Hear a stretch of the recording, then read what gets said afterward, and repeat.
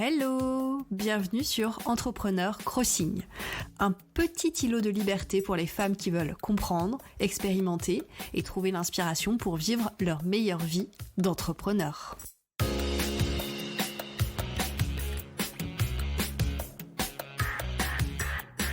Je suis Caroline Imbert et une fois par semaine, nous explorons les différentes pratiques, théories et questions qui vont t'aider à développer sereinement un business qui te ressemble.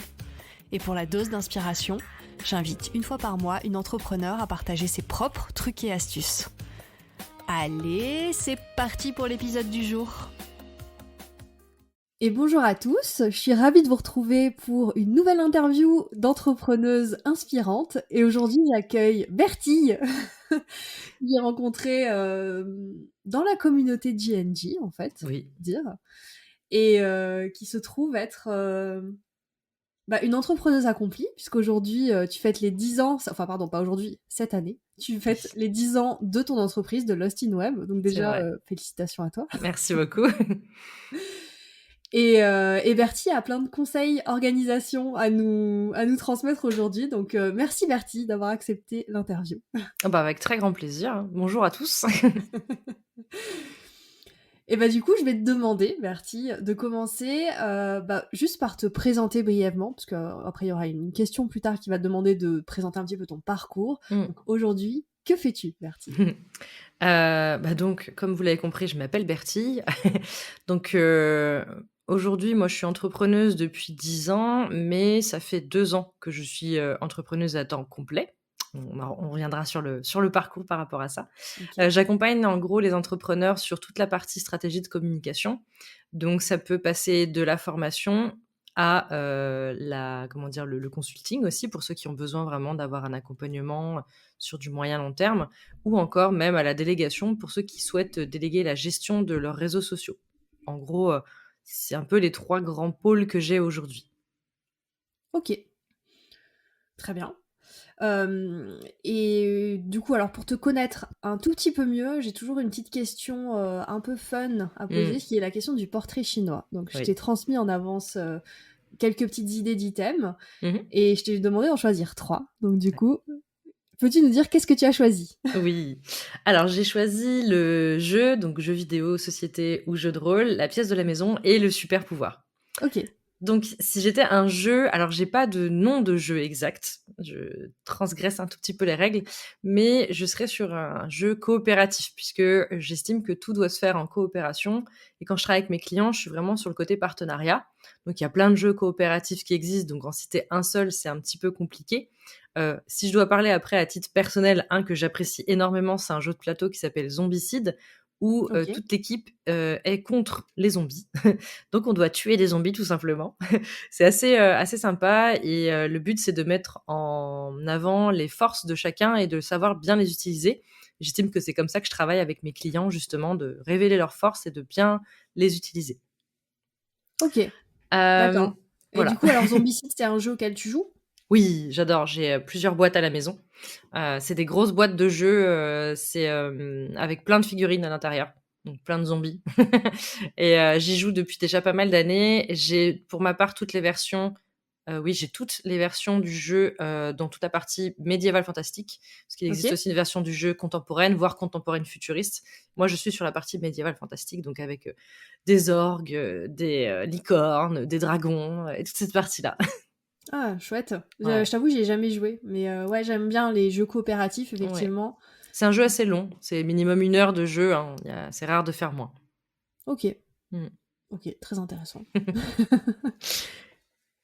Ensuite, si je suis une pièce de la maison, moi, clairement, ce serait le côté salon, l'endroit où on peut se réunir, où on peut partager, où on peut échanger, où on peut se poser. Aussi le côté, s'affaler, discuter, c'est vraiment, l'idée, que j'avais un peu en tête. C'est cette partie-là qui, pour moi, est un peu le cœur de la maison et l'endroit où les choses se passent, en tout cas pour moi. Ok. Et c'est aussi un endroit où on va avoir ce côté, on va être un peu plus chill, et on va peut-être oser des fois dire des choses qu'on n'ose pas dire dans d'autres circonstances, parce qu'on est plus posé, parce qu'on prend le temps, parce que on est dans le canapé, etc. Donc c'est pour ça que je préfère cette partie-là de la maison, on va dire. Et puis étant une grande joueuse et et ben, beaucoup le cinéma et les séries. Je suis souvent dans mon canapé aussi, devant la télé, honnêtement. Ok, d'accord, donc le salon, ouais. Mmh. Très bien. Je te laisse continuer avec le Et troisième. ouais, pour terminer, mon super pouvoir, alors là, il est vraiment lié à l'entrepreneuriat pur et dur. J'ai hésité entre 2, mais si je dois Ouais. en choisir un seul, c'est vraiment la manipulation du temps. On va dire, pas forcément l'arrêter ou quoi, mais pouvoir le distordre et l'utiliser comme on en a besoin, parce qu'on sait que c'est une des ressources les plus précieuses en tant qu'entrepreneur, Ouais. de pouvoir avoir le temps de faire ce qu'on veut, de pouvoir, enfin les deadlines, les choses comme ça. Même si globalement j'ai pas de problématique à tenir des deadlines, 24 heures dans une journée, des fois, c'est trop peu Ouais. et des fois aussi, c'est trop. Donc pouvoir distordre un petit peu tout ça, ce serait vraiment le super pouvoir ultime que j'adorerais avoir. Ok. J'avoue que quand j'étais ado, que je regardais la série Charmed, je me Mmh. posais la question, tu sais, de quel pouvoir j'aimerais avoir. Ouais, Et effectivement, le pouvoir, du coup, d'arrêter le temps, mais j'avoue, le distordre, ça pourrait être pas mal aussi. oui, C'est vraiment le pouvoir que je trouve super puissant, en c'est fait. très puissant, très le temps aujourd'hui, c'est quelque chose que tu ne pourras jamais récupérer. Donc c'est incroyable si tu peux le maîtriser. Carrément. Et du coup, est-ce que je peux te demander avec lequel je ne trouve plus le Avec mot. lequel Tu j'hésitais? hésitais. Mmh. J'hésitais avec la téléportation parce que, Ah oui, justement, grave. on en parlait justement un petit peu avant en off. Le fait de devoir faire des déplacements, d'être confronté des fois à des bouchons, des choses comme ça, c'est quelque chose qui m'horripile un petit peu. En plus, à titre personnel, j'ai un gros passif avec la SNCF. J'ai des gros problèmes avec eux. Je n'en dirai pas plus pour, voilà, mais j'ai des gros problèmes avec eux et donc la téléportation serait ultime et puis même, je pense, à titre perso, pouvoir aller voir les gens quand on veut, pouvoir, partir en voyage plus facilement et Ouais. cetera. Alors bien sûr que, je veux dire, dans le vrai monde de la vérité véritable, ce serait très complexe parce que ça mettrait beaucoup de personnes au chômage, donc c'est pas le but. Mais ce que je veux dire, c'est que vraiment la téléportation, ce serait incroyable de pouvoir aller là où on veut, là où on a besoin, en fait, à un moment T et de compresser ça va avec le temps, hein, mais de compresser ce temps de déplacement, qui est souvent un temps un peu stérile où on peut pas faire grand chose et qui est difficile à rentabiliser quand on n'est pas enfin, quand on conduit justement, quand on n'est pas, dans un train ou dans un moyen de transport où c'est pas nous qui conduisons quoi, en gros. Ouais, et puis de toute façon, qui est fatigant de manière Mmh. générale. Même quand on conduit pas et qu'on bosse dans le train. Ça Moi, je trouve fatigue. ça incroyablement plus fatigant que de Ah bah bosser chez oui. soi, en fait. Ça c'est oui. Il y a une ambiance qui est pas du tout la même et je trouve que ça alors des fois ça peut être intéressant en termes de créativité, ça te permet un peu de sortir de ta zone de confort, enfin de penser autrement, mais c'est plus fatigant et ça te demande plus de concentration, je trouve. Je suis d'accord avec toi. Ouais. Mais j'avoue, pareil, la téléportation, Mmh. trop un rêve, quoi. Mais Trop pratique. en fait, moi, quand je pense téléportation, à chaque fois, je pense aux problématiques qu'il pourrait y avoir, tu vois, genre, et si je me téléporte et que il y a quelqu'un à l'endroit où je Oui. me téléporte, Ouais. un mur ou Est-ce que j'arrive sur ses genoux? Est-ce que j'arrive, coincée dans le mur? Comment ça se passe? Ouais, ouais, ouais, je suis d'accord. Faudrait des zones, tu vois? Un peu comme c'est ça. voilà, un peu comme dans Star Trek où tu as des zones où tu vas, tu te téléportes voilà, d'un endroit à l'autre et tout. Que ce soit un peu, réglementé, ce serait plus simple. Mais clairement, mais en fait, en vrai, si on pouvait tous se téléporter, ce serait grave le bordel, je pense. Oh oui, ah bah ça c'est sûr et certain. Ce serait vraiment un mess total. Ouais. Ok, bon bah du coup, merci beaucoup pour cette petite mise en bouche qui nous permet de te connaître un petit peu mieux. Mmh. Avec plaisir. Et bah maintenant, ce que je vais te demander, c'est bah, de nous expliquer un petit peu le parcours qui t'a mené à aujourd'hui avoir un business qui fonctionne de formation coaching et prestations en communication. Mmh. Bah, on va revenir assez loin en arrière parce qu'on va revenir du coup il y a 10 ans. Ouais. Il y a 10 ans, je venais de terminer mes études et donc je venais d'avoir mon diplôme, et donc diplôme en chef de projet multimédia et j'ai commencé à travailler dans une entreprise. Ça se passait très, très bien. Enfin voilà, c'était super et Mhm. à la fin de mon contrat, parce que c'était un CDD, ils m'ont proposé de rester, travailler avec eux, mais en freelance parce que, c'était trop complexe pour eux d'embaucher quelqu'un. Ils étaient dans une phase de développement d'entreprise où, ils avaient besoin de, comment dire? De ressources sur d'autres sujets et en plus, ils avaient pas assez de quoi faire un temps plein. Donc c'était voilà, c'était un peu compliqué. Donc ils m'ont dit: «Bah, est-ce que tu veux continuer à travailler avec nous?» Je dis: «Bah, avec plaisir et bah, si tu veux, mets-toi en freelance». Je dis: «Bah, pourquoi pas? Allons-y, testons, on verra bien, j'ai rien à perdre» et c'est ce qui s'est passé Et donc pendant plusieurs années, j'ai continué à travailler avec eux et j'ai commencé à avoir des postes salariés en parallèle, quoi. Et au départ, je le voyais vraiment comme un side business, comme quelque chose qui allait pas aller plus loin. C'était vraiment un peu limite argent de poche, OK. à côté. Et je faisais en fait, j'appliquais ce que je faisais en entreprise. Donc j'appliquais les mêmes compétences et je cherchais pas forcément à aller plus loin, en tout cas les premières années. Et puis au bout d'un moment, ça a commencé à prendre petit à petit. J'ai été contactée pour donner des formations parce que, bah, comme j'avais une expertise sur la partie réseaux sociaux, on m'a demandé. Et c'était un peu l'époque aussi où Facebook, Twitter, tout ça, c'était encore un petit peu nébuleux pour beaucoup de gens. Donc il y avait des besoins aussi de pédagogie, d'explication et de rassurer aussi beaucoup autour de ces sujets-là. Ouais. Donc j'ai été contactée, j'ai accepté. Ça a été la première formation que j'ai donnée, elle a été horrible pour moi, hein, pas pour les participants, mais pour moi. Je transpirais, j'avais les mains qui tremblaient, j'avais la voix qui tremblait. J'avais fait des fautes sur mon support et je les voyais pendant que je leur expliquais. Ah ouais. J'étais en panique totale, mais ça s'est, entre guillemets, «bien passé». Moi, en intérieur, c'était horrible, mais ça s'est bien passé pour les participants globalement. Ouais, ça s'est pas Et vu, quoi. non, ça a été, enfin, ils ont bien vu que j'étais un peu stressée, mais ça allait, quoi. Et puis on était quoi? Ils étaient 5, ça va. J'étais pas devant 100 personnes d'un coup, Ouais. tout de suite, donc ça a été. Et du coup, ça m'a permis de développer le goût pour la formation et la transmission, de plus en plus. Et au fur et à mesure des différents postes salariés que j'ai eus, j'ai bien vu que la communication, ça m'attirait, enfin, voilà, c'était ce que je voulais faire. Pas que la partie, potentiellement création graphique ou autre, mais vraiment aussi le côté stratégique, la communication, comment on échange, comment on crée du lien, comment on se vend aussi, comment on se met en valeur via les réseaux sociaux notamment. Mmh. Et de fil en aiguille, j'ai vu que, bah, mon entreprise, elle prenait de plus en plus de place dans ma tête, déjà. Et j'avais de plus en plus envie de la développer. Et donc il y a, alors maintenant ça doit faire 6 ans, 6 ans et demi, j'ai contacté une entreprise que j'avais connue à titre, donc en tant que freelance. J'avais donné une formation pour eux. Je les ai recontactés, je crois ça faisait 1 an que j'avais fait la formation avec eux et je leur ai dit en gros: «Bah, je vous avais fait une formation Facebook, je vois que votre page Facebook elle a pas bougé. Est-ce que vous cherchez quelqu'un en interne?» Je l'ai tenté comme ça, Mmh. ils le savent et de toute façon, c'est hyper ouvert avec eux, on en rigole justement, donc il y a pas de souci, ils le prendront pas mal si je le dis. Ils m'ont dit au départ, «Bah, non, on vient de recruter, donc on n'a pas la possibilité d'embaucher quelqu'un». Donc j'ai: «OK, bah, tant pis». Et le soir, donc ça c'était le matin, le soir, il me rappelle, il me dit: «On va quand même se rencontrer demain, pour voir». Et en fait, bah, derrière, j'ai signé un CDI chez eux. Je suis restée, en fait, ce qui les a intéressés, c'est que comme j'avais ma boîte à côté, comme ils avaient pas la possibilité de prendre un temps plein, on a signé un 2 jours semaine et moi, ça m'allait hyper bien. J'étais très contente parce que je travaillais pour eux 2 jours par semaine et je développais mon entreprise à côté, mes formations, tout ça. Donc franchement, c'était, la belle vie, clairement.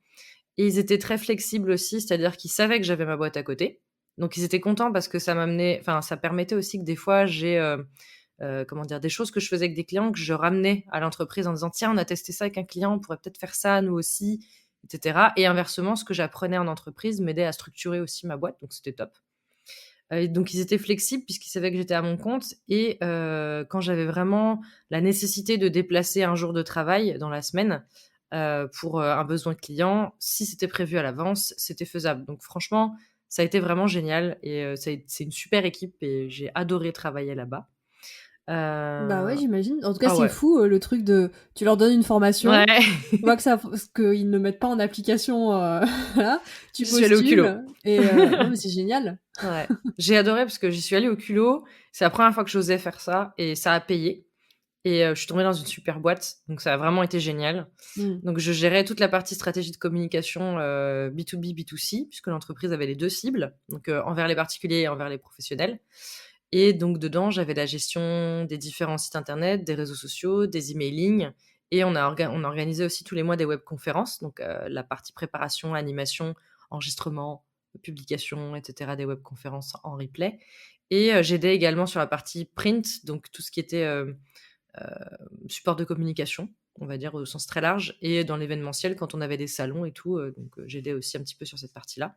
Donc j'avais des rôles hyper polyvalents, c'était vraiment génial, enfin j'ai vraiment adoré. Je restais chez eux 2 ans comme ça. Au bout de 2 ans, on a rediscuté, je suis passée à 3 jours semaine, 2 jours en présentiel et 1 jour en télétravail. Donc ça, c'était super, enfin moi j'ai adoré ce format-là. Mmh mh. Et donc là, on arrive, fin 2019. Je déménage, plus loin de la boîte pour, rejoindre mon conjoint.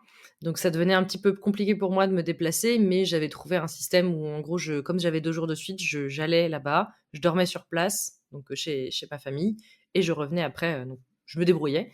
OK. Puis est arrivé le El Famoso, confinement.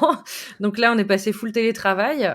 Donc d'un côté, ça m'a arrangé en termes de gestion, on va dire, pour les déplacements. Moi, j'avais moins de fatigue, d'où la téléportation.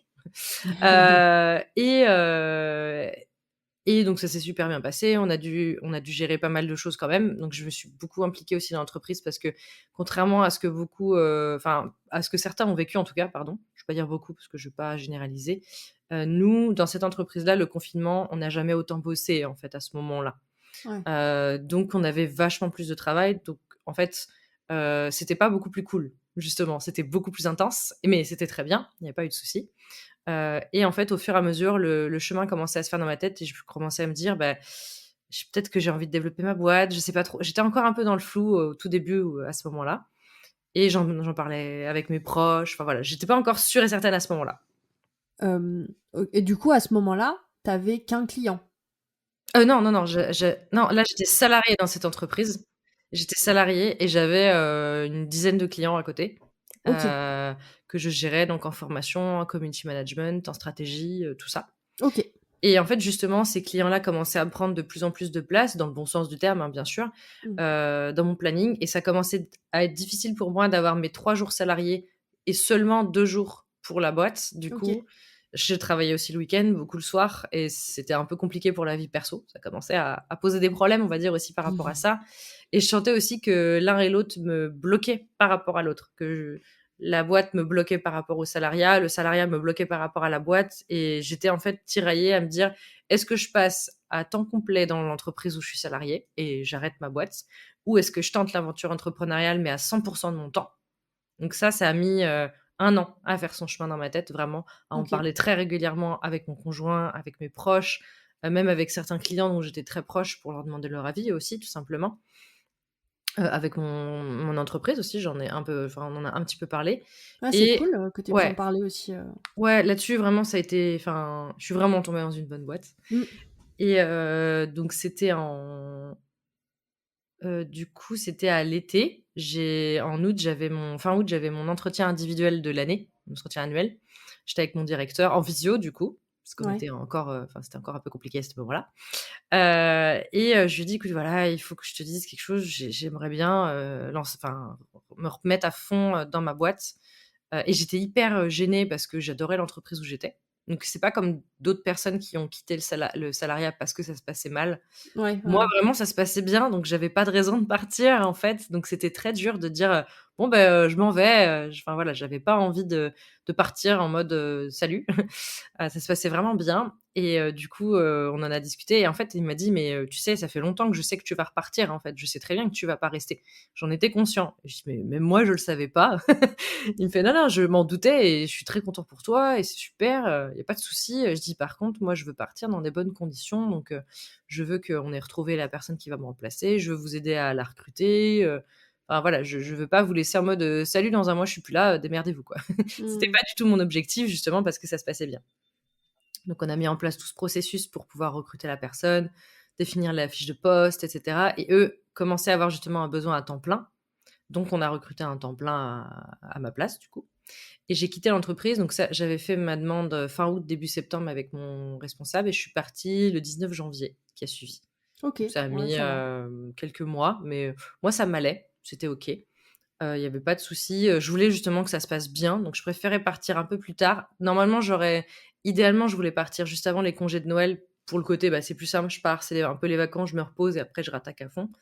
Mais ça s'est fait comme ça s'est très bien passé quand même et après, bah, derrière depuis donc je suis, qu'à mon compte depuis ce moment-là et donc j'accompagne tous mes clients et ce qui est drôle, c'est que cette entreprise-là est restée un de mes clients et c'est encore un client aujourd'hui D'accord. pour moi. On travaille toujours ensemble, et on est très proches toujours avec les membres de l'équipe. On échange pour savoir un peu comment on va, voilà, ce genre de choses-là et je suis vraiment contente d'avoir pu partir justement en bons termes, mais en très bons termes et continuer à bosser ensemble. Pour moi, c'est vraiment un super, enfin voilà, je trouve que c'est une situation idyllique, clairement. Je suis très chanceuse là-dessus, je suis très contente. Et du coup, tu fais quoi aujourd'hui pour eux? Pour eux, alors, au début donc je fais de la formation pour eux, donc parce qu'ils ont une partie de leur entreprise qui est centre de formation et donc je fais de la formation pour des professionnels sur toute la partie digitalisation et réseaux sociaux, sensibilisation à la communication en ligne et je les accompagne aussi sur des ateliers stratégiques, donc pour des points clés qu'ils ont, où ils ont besoin d'avoir ce vraiment cet aspect, stratégique qu'ils Mmh. ont pas forcément en interne, qui est un tout petit peu plus, axé sur la partie communication et moins sur la partie, vue globale stratégique et comme ils disent, ça leur fait du bien d'avoir quelqu'un qui est extérieur à la boîte et en même temps qui connaît comment elle fonctionne et qui est consciente de ses enfin, justement de ces paramètres, du nombre de salariés, de comment ça se passe, de leur manière de fonctionner, de leur rentabilité, de tout ça. D'avoir en même temps quelqu'un qui connaît, mais qui est extérieur, c'est un gros atout pour eux, justement pour pouvoir faire le point plus facilement. OK. Et donc du coup, ouais, ta boîte a commencé à être à 100 pour ta boîte il y a 2 ans, c'est Ouais, ça? c'est ça, il y a 2 ans, en gros et à ce moment-là, au début, j'avais très peur parce que je me suis dit: «Putain, il faut que je pallie à mon manque de salaire», Mmh. justement et j'ai retrouvé le même niveau de vie, on va dire, en termes de revenus, en 2 mois. OK, Et je bien. l'ai dépassé en 4 mois, donc j'étais très contente. J'étais très contente, je me suis dit: «Bon, ça veut dire que c'était le bon choix». Je m'étais mis une deadline, je m'étais quand même dit: «Si jamais, je tente à fond 6 mois, si au bout de 6 mois c'est non, j'arrête. Si c'est bof bof, je continue encore 6 mois, mais pas plus, donc 1 an en tout et si c'est OK, bah, voilà, je continue» et je m'étais dit: «Si vraiment au bout d'1 an, c'est vraiment galère et que je m'en sors pas, et cetera et que je sens que j'y arrive pas, bah, je me resalarierai». C'est pas moi, je voyais pas ça comme un échec, dans le sens où oui, j'aurais peut-être pas réussi à développer ma boîte, mais pour moi, retourner salarié était pas un échec à ce moment-là, en tout cas. Et je trouve que c'est pas un échec et ça arrive à tout le monde d'avoir besoin, soit par envie, soit par, nécessité, hein, aussi des fois, de retourner salarié et ça, je pense, faut pas trop le stigmatiser quand même. Parce que Mmh. beaucoup de gens sont en mode: «Ah mais si tu es entrepreneur et que tu retournes salarié, c'est catastrophique». Heu, je Ouais, trouve que c'est pas le cas. Après, il faut trouver la bonne boîte, ça, on est complètement d'accord, parce qu'il faut comprendre qu'on a ça eu c'est sûr. des autres manières de fonctionner. Donc c'est ça aussi. Oui. Mais avec la bonne entreprise, ça m'aurait pas gênée si ça avait pas marché. Heureusement, bah, ça se passe bien, donc voilà et puis donc ça, c'était donc en janvier et en août, j'ai fermé ma enfin le 31 juillet, j'ai fermé ma micro-entreprise et le 1er août, j'ai ouvert ma société, du coup, OK.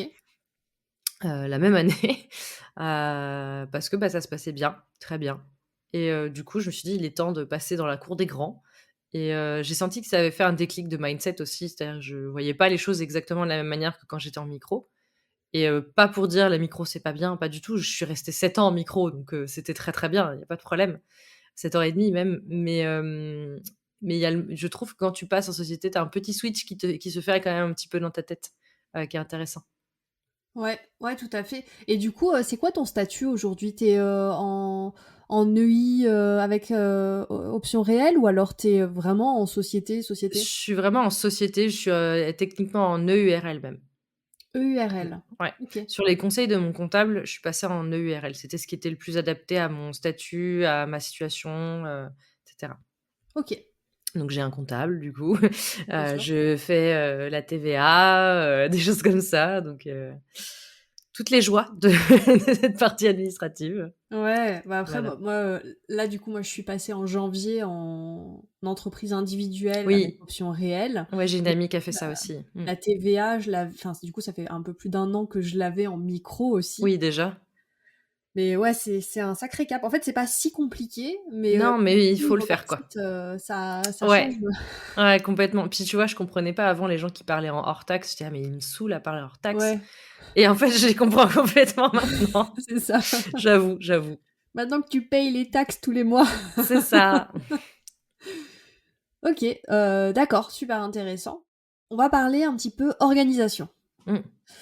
Est-ce que tu peux nous donner un petit peu les outils que tu utilises pour t'organiser, peut-être les petits mantras ou des systèmes que tu Mmh. utilises régulièrement et nous parler un petit peu, bah, du coup, de l'évolution de ton organisation dans ta vie professionnelle? Donc clairement, au tout début, comme c'était un peu side project, j'étais déjà bien organisée, hein, je vais pas dire que c'était le bordel, mais c'était plus, voilà, je faisais avec et cetera et très rapidement et d'ailleurs notamment quand je suis rentrée dans cette entreprise, dont je parlais, j'ai vite fonctionné en bloc-temps dans mon agenda parce que je sentais bien que sinon j'allais pas y arriver. Alors ça fonctionne pas pour tout le monde, on le sait, mais moi j'avoue que c'est une technique qui a bien fonctionné pour moi. Donc dès que j'avais quelque chose à faire, c'était soit alors si c'était un rendez-vous physique, donc par exemple une formation, un rendez-vous client, enfin physique, dire où c'était avec quelqu'un, on va dire, je le notais dans mon agenda et je mettais toujours, j'avais donc cet agenda avec toutes les rendez-vous et à côté j'avais l'agenda avec toute la partie, plus, bloc-temps de travail où donc quand je dois travailler sur quelque chose, je me dis: «OK, là, je me réserve 1 heure, je le mets dans mon agenda. De telle heure à telle heure, je travaille sur ça» et cetera. J'avais des gros problèmes au début parce que j'avais cette tendance et je crois que je suis pas la seule à me dire: «S'il y a des trous dans mon planning, il faut que je mette des trucs dedans». Ouais. Sauf que non, c'est pas une bonne idée. Spoiler, c'est pas la bonne idée. Il vaut mieux justement se laisser respirer entre 2 tâches et même s'autoriser des pauses et j'avais tendance à oublier des pauses et même à oublier, par exemple, la pause déjeuner, ça m'arrivait régulièrement et OK. je comprenais pas. Des fois, j'arrivais à 13h30 et je me dis: «Tiens, c'est bizarre, j'ai la dalle» et en fait, je vois qu'il est 13h30, je me dis: «Beh, c'est normal, en fait, que tu aies faim» et en fait, comme j'avais pas prévu la pause dans mon planning, bah, je la prenais un peu plus tard et ça décalait tout et ça m'énervait parce que je suis un peu carrée là-dessus. Donc j'ai appris à me dire: «OK, il faut aussi que je mette mes pauses et que je les respecte dans mon planning». Hem, je garde quand même de la flexibilité parce que je trouve ça important. C'est-à-dire si à un moment je me sens fatiguée ou vraiment je sens que j'ai besoin d'une pause un peu plus longue, je vais me l'autoriser. Mais j'essaye d'avoir, des blocs-temps qui correspondent à ce que j'estime être pertinent pour être productive et en même temps pour pouvoir me reposer. OK. Et j'ai une technique surtout, c'est que alors je sais pas que c'est pas une technique révolutionnaire, hein, mais c'est quelque chose que je fais dès que je planifie quelque chose et moi, il faut savoir que comme je donne des cours, ou des choses où je travaille avec des centres de formation, par exemple, là, je suis déjà en train de travailler sur mon calendrier jusqu'à juin 2024 actuellement. Oui, ouais, ouais, j'ai connu Donc ça c'est aussi. voilà, c'est très spécifique, c'est vrai que des fois quand j'en parle avec certains entrepreneurs, ils me font: «Mais moi je sais pas ce que je fais dans 2 mois. Toi tu parles de juin 2024, je enfin voilà quoi». Donc ce que je veux dire par là, c'est que à chaque fois que je note quelque chose, même si c'est par exemple une formation dans 1 an, je vais noter la formation, donc 9h, 17h, machin, OK et je vais tout de suite aller me dire: «Je vais remonter un peu en arrière et faire là, je vais mettre un temps pour préparer cette formation-là et OK, après ouais. je vais mettre un temps pour débriefer cette formation-là». Et je fais pareil quand j'ai un rendez-vous client, notamment les rendez-vous stratégiques. J'ai toujours, même là pour le podcast, j'avais un petit timing avant en mode préparer le podcast et un petit timing après, débriefer le podcast par exemple. Quand j'ai un rendez-vous stratégique, c'est je pose le rendez-vous avec mon client. S'il est de 14 à 15, j'ai un point avant, alors soit juste avant, soit le matin, ça va dépendre, ou même la veille, hein, ça, voilà, mais je le cale toujours avant en me disant je prends 1 heure pour préparer le rendez-vous et je prends 1 heure pour faire le débrief, le compte rendu, enfin voilà, ce qu'il y a besoin de faire. Comme c'est déjà calé en amont dans mon planning, ça me permet quand j'arrive sur cette semaine-là et que je viens un petit peu rajouter les tâches que je veux faire dans ma semaine, bah, j'ai déjà mes blocs temps de poser, donc je sais déjà que ceux-là, ils sont incompressibles, je vais pas y toucher. Donc je rajoute que là où il y a de la possibilité de rajouter des choses et ça m'aide à essayer de pas trop me surcharger et à anticiper la charge de travail en amont. Et ça, c'est quelque chose que vraiment je fais systématiquement. Les rares fois où j'ai oublié, d'ailleurs, ça m'a mis un peu dans l'embarras parce que comme dans ma tête c'était déjà calé, je dis ah mais non en fait je l'ai pas calé donc je me retrouvais un petit peu, je m'en sortais mais c'était plus compliqué on va dire. Donc c'est vrai que ça, c'est vraiment le truc que je fais, c'est dès que je cale quelque chose, je cale le temps de préparation et le temps de débrief qui va avec, toujours. OK, ah ouais, c'est super malin, Mmh. effectivement. Parce que ça me permet d'éviter parce que notamment quand j'ai des choses qui sont dans longtemps, des fois j'oublie que c'est dans 3 à 4 semaines. Ouais. Sur le moment, j'y pense pas. Je me dis: «Bah oui, mais il faudra que tu le prépares. Donc prends du temps, mets-le maintenant, comme ça c'est fait» et en fait, ça m'enlève une charge mentale sur il faut que je pense à noter qu'il faut que je le prépare. Et ça m'enlève la charge mentale de quand j'arrive sur la semaine en question, dire: «Ah bah, de toute façon, ça s'est déjà posé, donc de toute façon, j'ai plus de place». Enfin ou voilà et quand, à l'inverse, je dois caler d'autres rendez-vous, je vois aussi ce que j'ai déjà mis, donc les rendez-vous fixes, mais aussi les temps de préparation et ce qui me permet de me dire: «Bah non, là, je suis pas disponible pour un rendez-vous à ce moment-là parce que j'ai déjà un temps de préparation». Alors soit je décale le temps de préparation si c'est possible, mais si je vois que c'est pas possible, du coup, je me dis: «Bah non, je ne suis pas disponible, du coup, pour autre chose». C'est des temps que j'essaye de ne pas bouger aussi.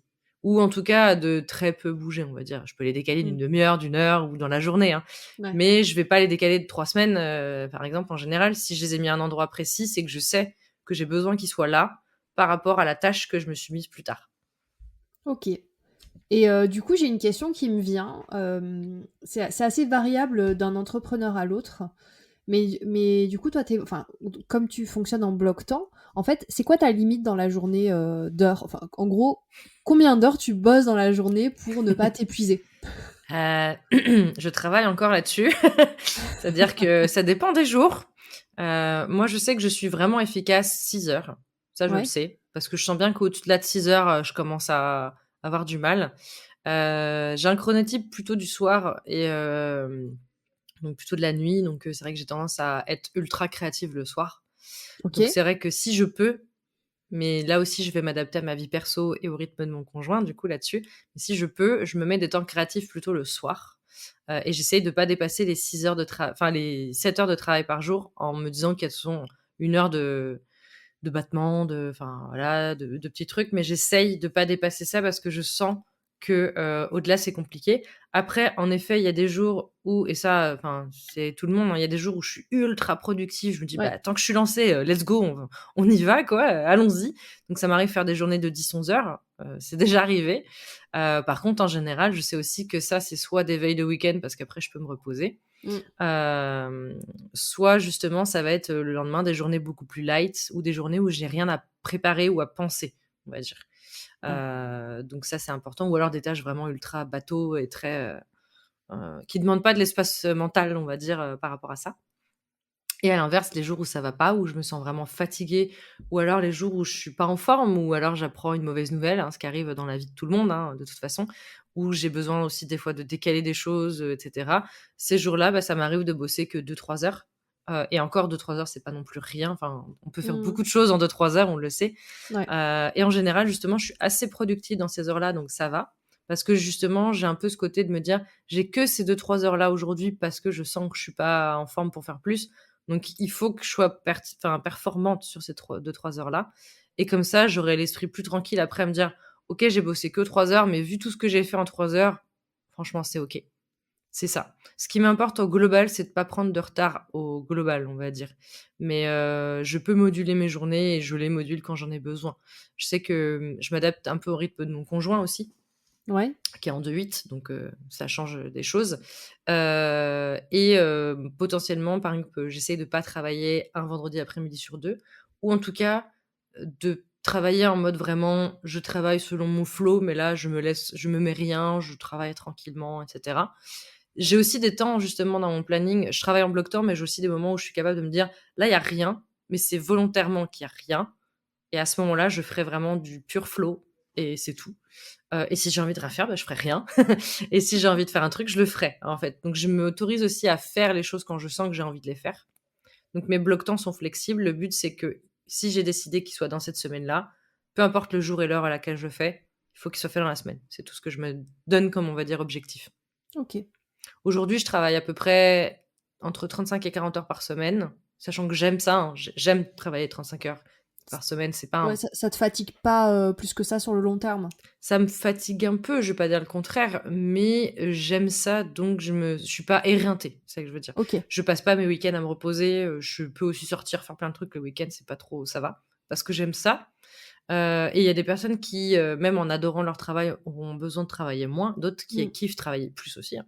Avant, j'étais plutôt dans les 50 heures par semaine et j'ai réduit, pour 2 raisons. La première, c'est que, bah, je tenais pas le coup Ouais, déjà ouais. et la deuxième, c'est que mon conjoint n'apprécie pas forcément non plus, et il avait totalement raison et je me suis rendu compte qu'en travaillant un peu moins d'heures, bah, j'étais plus productive sur les heures où je bossais. On parle beaucoup de la semaine de 4 jours ou des choses comme ça et je pense qu'en effet, il y a un déclic qui fait qu'on peut être, beaucoup plus, enfin, il y a pas besoin de travailler 8 heures par jour pour être efficace et généralement, si on travaille 8 à 9 heures par jour, on est rarement efficace 8 à 9 heures. Donc Clairement, clairement. là-dessus, voilà, je respecte à peu près mon quand je sens que ça va pas, ça va pas. J'ai fait des semaines à 10 heures parce que vraiment ça n'allait pas et j'étais pas bien et j'étais pas capable de travailler comme il fallait et à côté de ça, 2-3 semaines plus tard, je vais faire des semaines à 45 heures, mais j'en avais envie. C'est-à-dire que je me mets, comment dire? Je ne je la moyenne, c'est 35, vraiment. 35-40, on va Ouais. dire 38. Mais je m'autorise à faire moins et je m'autorise à faire plus, mais seulement si je sens que c'est nécessaire. Voilà. Je sais pas si ça répond bien à la question. Quand tu dis c'est nécessaire, c'est-à-dire, c'est nécessaire par rapport à tes objectifs, à ton business, c'est ça? Par rapport à mes objectifs, mon business et en prenant en compte ma santé, toujours. OK, d'accord. Si je sens qu'il y a une semaine où je peux vraiment pas, bah, je peux pas. Et j'aime pas ça, mais ça m'est déjà arrivé de décaler des rendez-vous clients parce que j'étais pas capable de faire le rendez-vous. Mmh. C'est des fois, les choses de la vie, là tu dis: Oui. «Non, là je peux pas». Quand tu te tapes une migraine ophtalmique, et que tu peux pas ouvrir les yeux, et que tu peux pas regarder un écran, tu peux pas faire un rendez-vous de suivi stratégique avec un client. Enfin, Bien c'est une sûr. mauvaise expérience pour lui, c'est une mauvaise expérience pour toi. Moi, je me sentirais coupable de proposer ça à un client parce que clairement, ce serait pas qualitatif. Donc, je préfère lui dire: «Je suis désolée, mais là, on va reporter». Je déteste reporter, mais je préfère que, de dire, «Bon, ben, on le fait quand même» et voilà. Par contre, si je sens que je suis capable de le faire, je le ferai. C'est-à-dire si j'ai un petit rhume et que c'est pas handicapant et que ça ne gêne pas l'expérience du client, je le ferai. J'ai un peu OK. tendance par contre à oui, en effet, des fois, même si c'est moins qu'avant, mais comme beaucoup d'entrepreneurs, peut-être des fois oublier de se reposer un petit peu, ça c'est vrai. Quand c'est pas des trucs, lourds, quand c'est des rhumes, des choses comme ça, des fois on sous-estime que ça claque quand même un peu, hein. On a du mal à être autant productif, même si c'est qu'un rhume, on va dire. Mmh. Hem, mais si je peux le faire, je le ferai. C'est juste, je veux pas que ça entache la qualité, notamment pour le client. C'est surtout ça. Après, quand OK. c'est pas en direct avec le client, quand c'est de la production, le client, il s'en fiche de savoir, entre guillemets, plus ou moins de temps, que je mets puisque je travaille au forfait. Je travaille pas au temps horaire, donc c'est moi que ça regarde. Donc si je sens que je peux le faire, mais que je vais mettre 1 heure au lieu de 30 minutes, bah, je vais le faire et puis, je mettrai 1 heure au lieu de 30 minutes. Ou alors je me dis: «Non, bah, j'attends d'être bien et je le ferai en 30 minutes», quoi. Je OK. reste assez flexible même si je travaille en bloc temps. D'accord, ouais, c'est important, je pense. Oui, il faut, c'est clair, là. Ouais, du coup, ça répond totalement à la question parce que c'est vrai que moi, je rencontre pas mal enfin, je sais que c'est compliqué même quand, tu passes du salariat à l'entrepreneuriat ou enfin même quand tu te lances direct dans l'entrepreneuriat. Mmh. On a tellement des impératifs d'horaire, de Oui. productivité que j'ai déjà discuté avec pas mal d'entrepreneuses qui se sentaient coupables si elles ne bossaient que 5 heures par jour, par Mmh. exemple, alors que, Ah. c'était leur rythme. Mmh. Mais du coup, c'est important, je pense, de le Ah ouais. dire, tu vois? De Oui et puis c'est important aussi de comprendre, moi je trouve que, je parlais des chronotypes rapidement, mais, on n'est pas tous faits pour bosser de 9 à 18. tout à Déjà ne fait. serait-ce que par nos rythmes, respectifs, chacun, plus nos vies perso. Je pense par exemple à celles et ceux qui ont des enfants et qui doivent, bah, aller les chercher à l'école à telle heure, gérer des choses par rapport à ça et cetera. Bah, il faut bien faire avec et si ta journée, elle commence à 9h30 parce que tu as dû le ou la déposer à l'école le matin et qu'elle termine à 16h parce qu'après il faut aller la chercher et ben c'est comme ça et voilà, il y a des impératifs aussi de vie perso que voilà, qu'on doit faire avec. Donc il y a ça, il y a le rythme de chacun, il y a la Mmh. productivité de chacun. Est-ce que je suis plus productive le matin, le soir?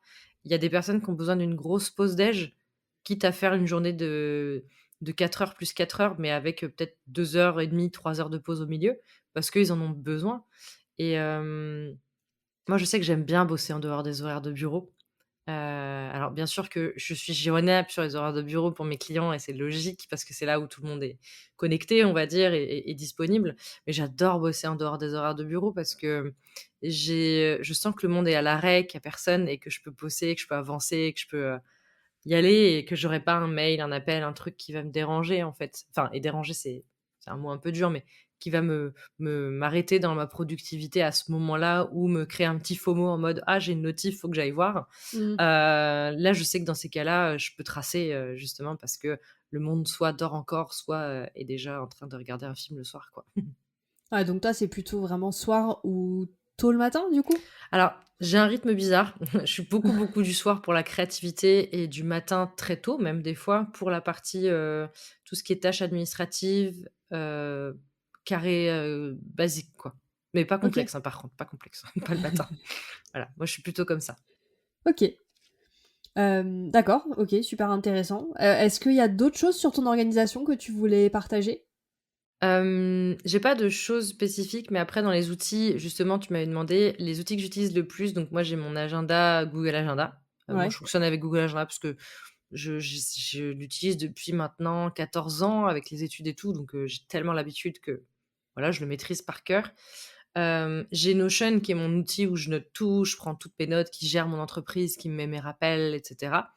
Heu, outil que je chouchoute depuis 2 ans et demi maintenant. Ouais.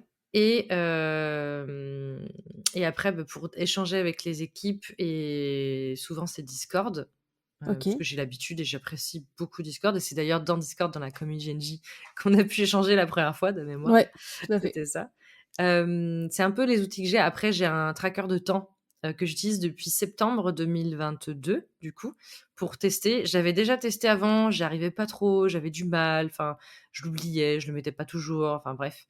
Et maintenant, j'ai trouvé la technique pour l'utiliser, et ne pas l'oublier. C'est que dans les paramètres, donc moi, j'utilise, Toggle, qui est un outil qui est Mmh. gratuit.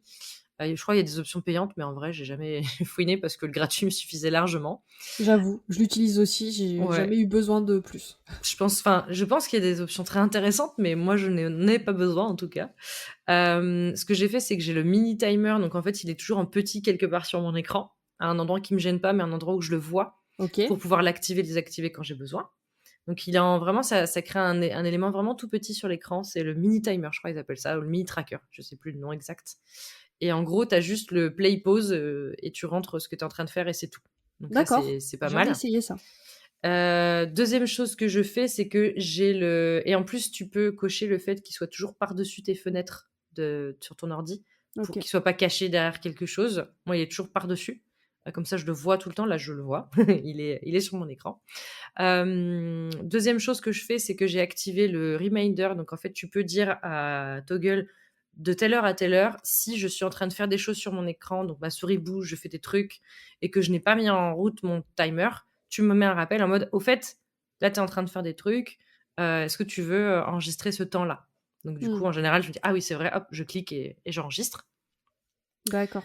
3e chose que je fais, c'est que comme j'ai des blocs-temps et ça, c'est un gros avantage, c'est que quand j'oublie de mettre mon timer, c'est très facile pour moi d'aller après, sur le site et de rajouter, enfin le temps que j'ai passé sur telle ou telle tâche. Alors, sauf les micro-tâches bien sûr, mais pour les grandes tâches que j'avais, je me fie à mon agenda et Mmh. sur Toggle, tu peux, comment dire? Associer ton Google Agenda.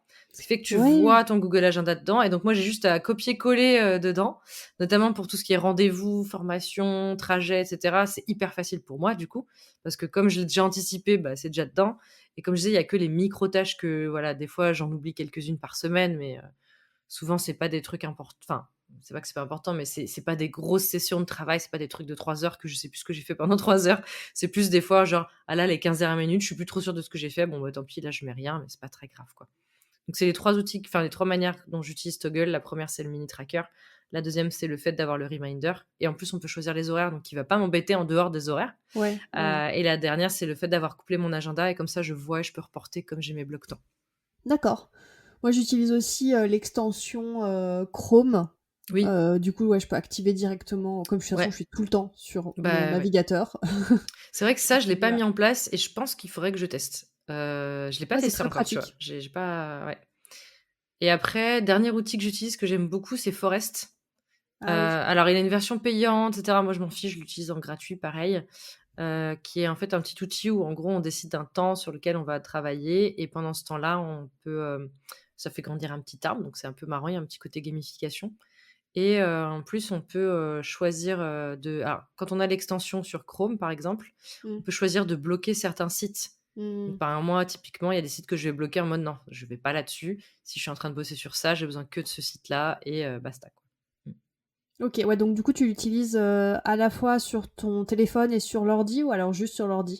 Que l'ordi, parce qu'en fait, en général, quand je fais des tâches comme ça, en fait, Forest, j'utilise pas tout le temps. Forest, c'est quand je me dis: «Tiens, là, vraiment, je veux me bloquer 30 minutes pour faire ça» et là, je me mets un timer de 30 minutes sur Forest et c'est parti. OK. Dans ces Ouais, donc cas-là, ça ressemble un petit peu enfin, une je à m'en de la sers un peu méthode en Pomodoro, ouais, quoi. voilà, c'est ça. Je m'en sers un peu en méthode Pomodoro, c'est un peu ça. OK. Mais avec, ma durée, on va dire. Oui, ouais, ouais. C'est ça. Bon, sachant que, ouais, en Pomodoro, pareil, tu peux moduler Oui, bien sûr. les Parce que moi, j'avoue que Pomodoro, j'aime bien l'idée, mais au début, j'y arrivais pas parce que 20 minutes, pour moi, c'est pas du tout suffisant. Ouais. Mais par contre, j'ai trouvé, des vidéos YouTube que j'aime bien mettre pour avoir d'un son, pour avoir une musique, un fond sonore, des vidéos Lofi, qui sont justement des vidéos Pomodoro, Oui. Ah avec des ouais, sessions de 50 minutes et 10 minutes de pause et moi, c'est beaucoup plus mon rythme, donc je préfère. OK. Et d'ailleurs, pour les Potterheads, il y en a des versions spéciales Harry Potter et c'est trop bien. Avec les musiques des films ou avec, Heu, l'ambiance, avec l'ambiance des salles communes de chaque, maison et tu as aussi des ambiances du style, Poudlard Express, salle de botanique, grande salle, bibliothèque, et cetera et personnellement, D'accord. j'aime beaucoup. Ah ouais, ça doit être sympa. Ouais et tu as un petit peu, bah, tu as la petite musique mais très, très basse donc c'est assez sympa, si tu aimes bien l'univers. Mmh. Bah, écoute, on mettra un lien dans Ouais, dans la description de l'épisode. j'ai les liens, je te les donnerai. Tu me les enverras. OK. Donc du coup, on a parlé organisation, on va parler mindset, état d'esprit, Mmh. puisque ça aussi, c'est très important dans notre vie Ouais. d'entrepreneuse. Donc pareil, est-ce que tu as des outils, des petits mantras, des ressources, livres, podcasts, pour garder un bon état d'esprit? Et pareil, du coup, est-ce que tu peux nous parler un peu de l'évolution de cette facette-là dans ta vie d'entrepreneuse? Ouais. Bah, il y a comme je disais, il y a eu une grosse évolution à partir du moment où je me suis mis à complètement en freelance parce que je me suis dit: «Je peux pas continuer comme je continuais à faire ça à côté». Enfin voilà, c'est devenu mon métier principal, c'est devenu la seule chose sur laquelle je travaille. Mmh. Donc il faut que je me mette des barrières, dans un sens comme dans l'autre, que le pro n'empiète pas sur le perso et inversement aussi. Parce que le problème que j'ai eu au tout début où je suis passée en plein temps, freelance, c'est qu'il y avait ce côté où: «Ah bah, tu es chez toi, je peux passer te voir». Oui, mais Mmh. non, je bosse en fait. Donc c'est très difficile, mais savoir mettre des barrières aussi et en même temps, pareil, flexibilité, savoir dire: «Oui, en effet, là, tu peux passer demain de telle heure à telle heure, il y a pas de souci, par contre, à partir de telle heure, moi, il faut que je bosse» ou avant, enfin voilà, pas avant telle heure. Enfin, bien sûr, il faut rester flexible et pas dire non tout le temps, mais quand on voit qu'on ne peut pas, bah, dire: «Bah non, là, il faut que je bosse et si tu veux passer, c'est plus tard ou c'est un autre jour», par exemple. Donc j'ai dû mettre des barrières des 2 côtés et Mmh. pareil pour pas bosser jusqu'à pas d'heure, ne pas profiter de ma vie perso, ou des choses comme ça. Donc ça aussi, ça a été important pour moi de bien le mettre en place. Ça a été long, ça a été petit à petit.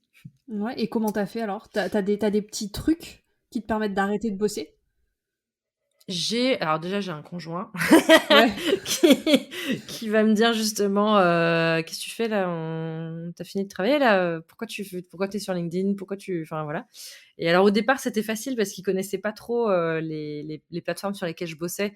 Donc quand j'étais sur Instagram, je pouvais dire: «Non, mais c'est mon Insta perso, t'inquiète, c'est bon». Maintenant, il sait, il reconnaît, il me dit: «Non, mais là, tu es sur LinkedIn. LinkedIn, c'est un réseau pro, qu'est-ce que tu enfin, là, on est en dehors du boulot, tu pas à être dessus». Je fais: «Oui, c'est vrai». Donc déjà, ça m'a beaucoup aidée parce qu'il m'a aussi beaucoup fait réaliser par rapport à ça, Ouais. clairement. Et en fait, j'ai ce côté où, j'ai 2 ordinateurs, j'ai un ordi fixe et un ordi portable. L'ordi portable ne sert qu'aux pros, mais vraiment que D'accord. à ça. C'est l'ordi professionnel. Évidemment, ça m'arrive d'ouvrir un ou 2 trucs dessus perso de temps en temps, mais c'est vraiment son utilisation à 99,9 c'est du pro.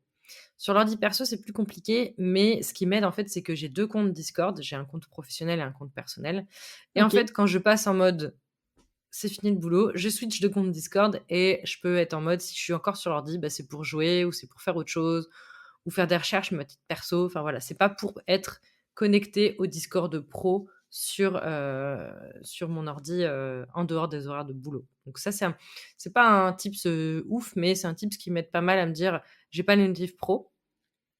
Je suis en train de réfléchir à avoir un deuxième téléphone, un téléphone pro Ouais. pour, séparer les 2. Pareil à la demande de mon conjoint et à la mienne aussi parce que je pense que des fois ça m'aiderait aussi.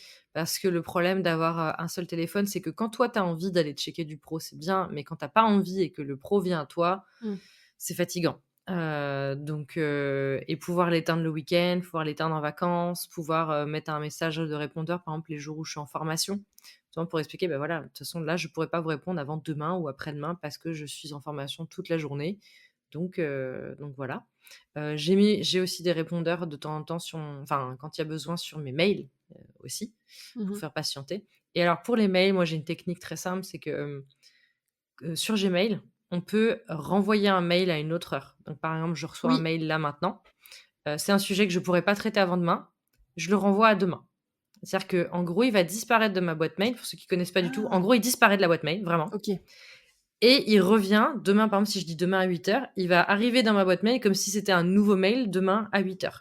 Ah, OK. Et ça, c'est vraiment pratique parce que quand je vois des tâches, parce que moi, j'ai un syndrome de l'inbox zéro. C'est-à-dire que si j'ai pas une inbox zéro, je suis pas bien. OK. Quand j'ai ne serait-ce que 6 mails non lus, ça me stresse. Donc voilà, j'ai ce problème-là. Donc quand je vois que j'ai des mails non lus et que je sais que je vais pas les traiter aujourd'hui ou pas ce matin, ou enfin voilà, je les renvoie. En fait, c'est une option qui s'appelle, je sais plus le nom exact, mais en gros, c'est mettre en attente. Voilà, c'est ça. OK. Mettre en attente. Et quand tu coches ton mail, tu mets mettre en attente, tu choisis le jour et l'heure à laquelle il va revenir. Et quand je suis en vacances et que des fois je check mes mails pendant les vacances juste pour les urgences, en mode vérifier que tout est OK, tu vois, ou les factures aussi des fois, si c'est pas urgent et si c'est une question, etc., je mets en attente jusqu'à mon retour de vacances. Donc j'ai pas des mails non lus dès que j'ouvre ma boîte mail en revenant. J'ai le temps de traiter le fond et après le reste arrive tranquillement. Donc c'est un peu ce côté gestion du temps, c'est-à-dire que je fais que le mail arrive au moment où moi je sais que je vais le traiter, OK, en ouais. gros. Ah, c'est super malin. Ouais, Je ça c'est et pratique, je trouve. je t'avoue, je connaissais pas cette fonctionnalité. Quand tu en as parlé, en fait, je pensais que tu parlais de la fonctionnalité pour, Programmer. programmer, les envois. Tu vois, Ouais. genre, tu es en train d'envoyer un mail à 11h du soir et tu pas trop envie que la Ça je le personne fais sache, aussi, hein. Ça je le donc fais tu aussi programmes l'envoi clairement. le lendemain à 9h, comme Ouais, ça au voilà. moins, Ça je le fais aussi, mais mes clients savent très bien que, enfin, ceux que je connais très bien savent très bien que quand ils reçoivent un mail à 9h pile, c'est que je l'ai fait la veille au soir et que je l'ai programmé pour 9h. Mais en effet, j'utilise la programmation et j'utilise même la programmation à l'intérieur même d'une journée des fois. Mmh. Parce que, des fois, par exemple, je suis pas dispo ou je suis en formation. J'ai une demande, j'ai le temps parce que c'est la pause, par exemple, je dis: «Tiens, j'ai envie de traiter ce mail, comme ça c'est fait». Je le traite et je le programme pour 17h30 parce que je me dis: «De toute façon, je suis en formation, donc la personne n'aurait pas eu la réponse avant cette heure-là, donc je décale le mail», en fait. Donc la programmation, je m'en sers beaucoup aussi, hein, sur Google Agenda, enfin sur Gmail, pardon. Mmh. Et même, pareil, des fois, quand ça m'arrive de traiter un mail le week-end, j'essaie de pas le faire, mais des fois, j'ai envie de, comme je disais, je suis flexible, des fois, j'ai envie de bosser et j'ai la possibilité parce que mon conjoint est occupé à autre chose et que, enfin, j'ai rien d'autre à faire, entre guillemets. Je me dis: «Non, mais là, j'ai envie de bosser», donc je bosse. Et si je traite des mails le week-end, programmation pour le lundi matin. Comme ça, d'un côté, moi, j'ai la charge mentale en moins de me dire: «C'est bon, c'est traité, j'aurai Mmh. pas à le faire lundi matin», et là, j'avais envie, j'avais la place, je le fais. Et en même temps, de toute façon, le mail va être, voilà, il partira au moment voulu, en temps voulu, et cetera. Donc oui, la programmation aussi, mais mettre en attente, c'est pas mal aussi. Ouais, j'essaierai du coup. Mmh. Je trouve que c'est très bien quand, justement, tu sais que tu as un mail que tu vas pas, Oui. par exemple, là, tu vois, j'ai une cliente, elle m'a envoyé un mail pour un rendez-vous qui est dans 2 semaines. Je l'ai mis en attente et je le recevrai quelques jours avant le rendez-vous pour traiter son mail à ce moment-là, et en attendant, il sert à rien dans ma boîte mail, en fait. Ouais, non, mais t'as tout à fait raison, ça fait une petite charge mentale en moins parce que tu sais que c'est enfin, ouais, parce que c'est les trucs un peu bâtards, où, Mmh, tu veux le traiter, mais tu veux pas le traiter en avance, mais en c'est même temps, ça, ça reste dans la boîte mail et à chaque fois que tu l'ouvres, tu le vois, donc ça te exactement. rappelle. Donc ouais, c'est Ouais, c'est hyper vraiment ce malin. côté où pour qu'il soit plus visible dans ma boîte mail, mais je sais qu'il va revenir au moment où moi, j'aurai envie, besoin et la possibilité de le traiter. Super. Bah, écoute, j'espère qu'on aura fait découvrir cette fonctionnalité à plein de personnes. Avec plaisir. Et puis, bah, après pour justement le côté inbox zéro, alors je vais pas tout détailler parce que c'est vraiment un truc, enfin, c'est compliqué à tout expliquer ce que je mets Ouais, en bien place, sûr. mais j'ai très peu de mails dans ma boîte de réception parce que j'ai beaucoup de, dossiers, et dès qu'un mail est fini, il retourne dans son dossier. Je les dégage de ma boîte de réception. Ceux qui sont dans ma boîte de réception en non lu, c'est que je vais les traiter. Donc il y a encore la petite notif, ils sont pas ouverts. Et si je l'ouvre et que je l'ai lu et que je le traite pas là, je le remets en non lu parce que je sais que je vais le traiter par la suite. Et ceux qui sont dans ma boîte de réception en lu, c'est que c'est des tâches de fond, sur lesquelles je dois travailler, mais plus tard, et c'est juste pour que je les ai sous le coude plus facilement, pour les retrouver plus facilement. Mais sinon, tous les mails sont après soit supprimés. Alors déjà, ne pas oser supprimer les mails, au début, j'avais vraiment du mal. Maintenant, Mmh. je me gêne plus du tout. Alors bien sûr, pas tous les mails, hein, mais par exemple, je sais pas, je reçois une confirmation: «Tiens, aujourd'hui, on a rendez-vous», c'est dans le Google Agenda. Je reçois la confirmation comme quoi on a bien notre rendez-vous. Je fais OK, je clique sur «Oui» et je supprime le mail. Je n'ai aucun intérêt de garder ce mail-là Mmh. dans ma boîte mail. Donc ça Ouais. dégage. Ça fait du CO2 en moins, ça fait de la charge en moins. Et à côté de ça, du coup, comme je les range tous, beh, j'ai très souvent une inbox à zéro, et mon but, c'est que tous les vendredis soirs, je n'ai plus aucun mail dans ma boîte de réception. Soit ils sont triés, soit ils sont supprimés, soit ils sont renvoyés à lundi parce que je les traiterai pas avant lundi. OK, c'est génial. Putain, moi, je sais que j'adore avoir la inbox 0, Ah, c'est mais tellement jouissif. je vais l'avoir 1 ou 2 semaines, tu vois? Après, Mmh. Moi, c'est mais toutes les OK, semaines, voire des fois, j'arrive à le faire presque tous les jours de la semaine. C'est rare tous les incroyable, jours de la semaine, mais toutes les semaines, c'est sûr et certain que le vendredi, mon inbox, elle est à 0. génial. Ça, c'est agréable. Bah, oui, oui, donc du coup, ça fait partie de, pour garder un bon état d'esprit, Ouais, inbox 0, c'est ça. la Et par base. exemple, quand je renvoie un mail au lundi, si je sais que j'ai un rendez-vous, je sais pas, le lundi de 9 à 10, mon mail, je vais pas le renvoyer pour 9 h ou 8 h, je vais le renvoyer pour 10 h 30 ou 11 h quand je sais que j'aurai terminé mon rendez-vous, j'aurai commencé à ouvrir mes mails, machin, etc. Je le renvoie à ce moment-là. Comme ça, je suis tranquille. Je suis pas à me dire, ah oui, c'est vrai. Enfin, j'ai toujours ce côté où je le mets au moment où je sais que je vais le traiter. OK. Ouais, donc beaucoup d'organisation, beaucoup d'anticipation. Ouais. En fait, plus j'anticipe, plus ça me libère et plus j'ai pas à le faire par la suite. Donc, OK. voilà. OK. Est-ce que tu as, d'autres petites choses, des ressources, des choses que tu te Hem, dis, Bah, c'est vrai que par exemple, dans Notion, j'ai Notion sur mon téléphone aussi et j'ai Ouais, un widget où je peux mettre en avant les pages, en favoris sur mon téléphone, donc avec un accès très rapide, depuis le téléphone, donc c'est super pratique. J'ai ma Pancine dedans, c'est l'endroit où je mets tout ce qui me passe par la tête. Donc j'ai OK, un raccourci sur mon téléphone, donc grâce à un widget de Notion, où je clique dessus, direct ça me l'ouvre et je peux tout écrire en vrac et comme ça, OK. quand j'ai le temps, je reviens dessus et je repose les choses proprement, et cetera. Donc ça, c'est un truc que je fais beaucoup. Et j'avais une technique, alors qui ne fonctionne plus aujourd'hui, mais je vais l'expliquer parce que je la trouvais intéressante dans le fond. Enfin, elle fonctionne plus. Si, elle fonctionne toujours, mais plus avec l'objet avec lequel je le faisais à l'époque. En fait, j'avais un système, c'est que j'avais une bague à chaque fois que j'avais une idée en pleine nuit ou un moment où je ne pouvais pas noter l'idée, je prenais la bague, je la changeais de doigt. Et je savais que ça allait me gêner le lendemain matin en me réveillant. Et en fait, je changeais de doigt et je comptais sur mes doigts. Alors, je le montre à l'écran pour toi, mais enfin, voilà. Et par exemple, je me disais, je sais pas, podcast sur le chronotype. Je faisais chronotype, chronotype, chronotype, chronotype 3 fois. Je changeais ma bague de doigt, je me couchais. Et quand je me réveillais le lendemain, je me souvenais que ma bague me gênait. Je me dis, ah oui, elle me gêne parce que j'avais une idée de côté. Et c'était chronotype parce que je l'ai répété 3 fois. Donc, c'est resté, en fait. C'était ma OK, technique. c'est Et alors, génial! l'idée, en fait, c'est de trouver un objet qui fait que quand tu le bouges, ça te gêne, en fait. Ouais, Enfin, ça te gêne pas, ça t'empêche pas de dormir, mais ça te gêne. Par exemple, alors moi, ma grand-mère, en fait, c'est ma grand-mère qui m'a appris cette technique, mais alors elle avait une technique radicale. Quand elle pensait à un truc le soir, elle prenait son oreiller, elle le mettait à ses pieds. J'ai dit: «Mais moi, je ne peux pas dormir sans oreiller, OK, donc je ne bah peux ouais, pas faire cette compliqué. technique». C'est ça. Donc du coup, j'ai trouvé la manière de le faire. J'ai une amie, elle change son bracelet de main de côté, en fait, tout simplement parce que normalement, il est de ce côté-là, donc ça lui fait bizarre qu'il soit là, donc ça veut dire: «Ah oui, j'avais un truc en tête, en fait». C'est Mmh. trouver la technique qui fait que, tu sais que ça va te gêner un petit peu, mais tu peux continuer ta journée, tu vois? Par exemple, tu es en train de conduire, tu as une idée, tu peux pas écrire sur ton téléphone, tu fais ça, comme ça, tu sais que quand tu sortiras de la voiture, tu pourras le noter, par exemple. C'est, OK. ce côté, qu'est-ce qui peut te gêner sans trop te gêner, mais pour te rappeler que tu avais une idée de côté. Voilà. C'était ma technique. Ah, c'est pas mal et du coup, tu le fais plus aujourd'hui? Alors si, mais plus avec cet outil-là parce que, je ne peux plus bouger cette bague-là de doigt maintenant parce que c'est une nouvelle bague et maintenant c'est une bague, de fiançailles, donc je ne la change plus le doigt. D'accord. Mais, je le fais avec, je le fais généralement sinon alors ça paraît bête, mais avec mes boucles d'oreilles, en fait, tout simplement. Je change ma boucle d'oreille comme j'ai plusieurs, piercings, je change ma boucle d'oreille et du coup, D'accord. je sais que ça me gêne un peu, mais pas trop et comme ça, je m'en souviens.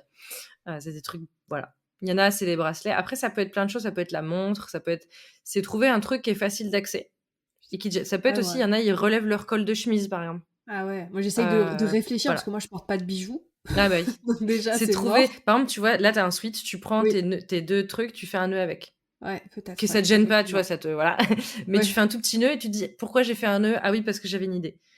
Tu vois, c'est trouver le truc qui te fait que à ce moment-là et moi, ça m'arrive des fois, là, j'ai un poncho, des fois, je fais des tresses avec les trucs, je me dis: «C'est parce que j'ai une idée, je fais une tresse, je la laisse de côté et quand j'ai fini, hop, je la détresse et je la note», en fait. OK, super C'est intéressant. trouver le petit truc qui fait que ça va te gêner sans te gêner, mais te rappeler que tu as pensé à quelque chose, en fait. Mmh. Voilà. OK, donc en fait, si je comprends bien, enfin, si je fais une analyse psychologique de Oui. comptoir, en fait, toi, ce qui te permet de garder un bon état d'esprit, enfin, en gros, ce qui peut te pourrir ton état d'esprit, c'est vraiment la charge mentale, en fait. C'est le Ouais, fait de savoir que t'as des trucs dans la tête et que tu les as notés nulle part ouais, et ouais. qu'ils sont pas traités. C'est ça.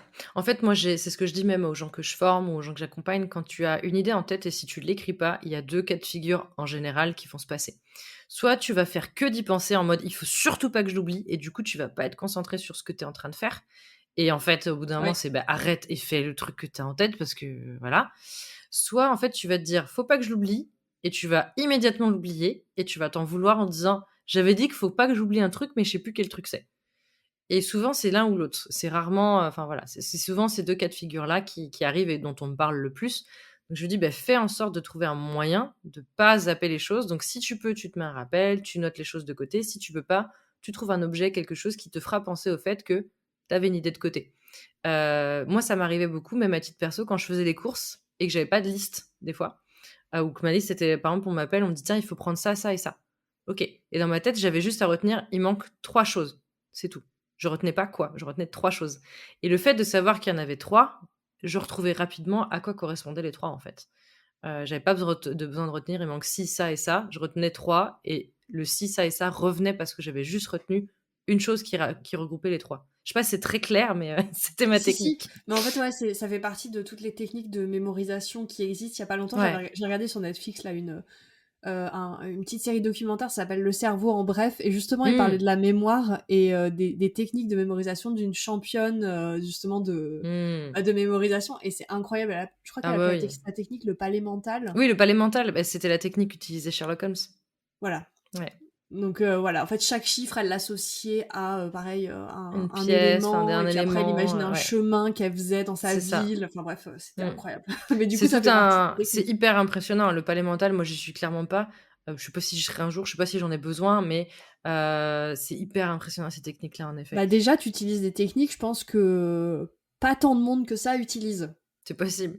je pense. En fait, comme j'ai vraiment la peur d'oublier les choses, par exemple, je sais pas, sortir les poubelles, bah, j'ai un rappel dans mon agenda perso en mode, bah, tel jour sortir poubelle jaune, quoi. Mmh. C'est pas très enfin voilà, c'est pas très glamour, mais bah, au moins je suis sûre de pas l'oublier OK. et je suis sûre de pas me dire: «Ah merde, j'ai oublié, du coup, faut que j'attende un mois avant de pouvoir sortir ma poubelle». Ça paraît bête, mais j'applique tout ça, en fait, au pro comme au perso et j'essaye d'avoir ces petites techniques de, qu'est-ce qui fait que je vais retenir l'info sans avoir à penser que à l'info, Oui, ouais, mais ouais, ouais. plutôt à ce qui m'a fait penser que j'avais une info. Ouais, Mmh. il y a pas longtemps, là aussi, pareil, j'avais vu une technique comme ça qui était comment dire? D'associer un événement que tu sais qui va se passer. Par exemple, exemple très concret, je pense à quelque chose, je suis en train de faire les courses Mmh. et je me dis: «Bon, quand j'ouvrirai le portail», et là je vois mon portail Mmh. s'ouvrir dans ma tête, je repenserai à telle chose Oui, parce que j'ai besoin d'y ouais. penser en rentrant à la maison. Ouais, ouais.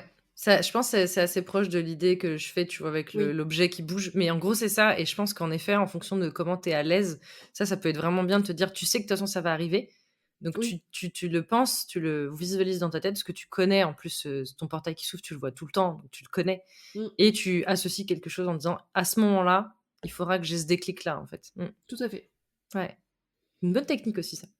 Ouais, enfin, bon, Mmh. je l'utilise pas très souvent, mais Mmh. Non, mais les les peu de fois où fois je l'ai où utilisé, ça fonctionne assez bien. mmh. Comment tu fais, quand, tu manques, enfin, pendant les moments où tu manques de motivation pour, bosser sur ton entreprise, Mmh. ou que tu manques d'estime de toi, que tu te dévalorises? Comment tu fais pour retrouver, la pêche? Ouais.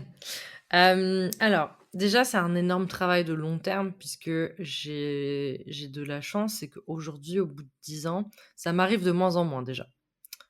J'ai de la chance parce que je travaille sur, mon pourquoi, je sais pourquoi je fais mon taf. J'ai une grosse volonté de délivrer de la qualité, donc même quand j'ai la flemme, je suis en mode: «Bah oui, mais si tu fais pas ça, ça sera pas à la qualité que tu veux que ce soit, donc Mmh. bouge-toi parce que sinon, tu vas t'en vouloir, ton client va pas être content et tu pourras juste te taper sur les doigts toute seule». Donc ça, c'est un truc déjà où je me dis: «Quand je sais ce que je veux délivrer, ça m'aide à me dire: "De toute façon, il faut que je fasse ce que j'ai à faire pour délivrer", puisque j'ai prévu, dans ce sens-là. Pour la partie, on va dire, motivation, pareil, j'avoue que j'en ai rarement des manques de motivation. J'en ai pour d'autres choses, hein, clairement, hein. Faut pas s'inquiéter. Le sport notamment, des choses comme ça. J'ai du manque de motivation pour pas mal de choses, mais pour le boulot, globalement, ça va.